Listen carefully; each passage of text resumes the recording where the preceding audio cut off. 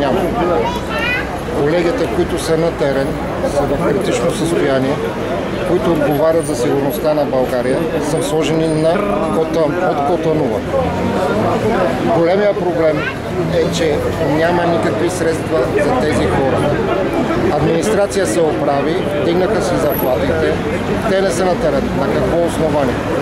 Какво правят в системата на МВР пенсионирани служители, които са си взели заплатите и пак са станали държавни служители? Какво правят в системата на МВР?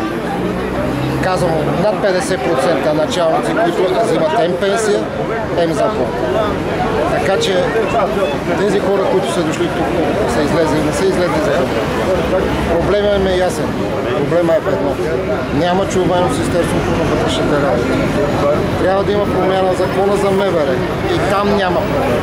Зад тях управляват. 2011 напуснах точно заради тези проблеми.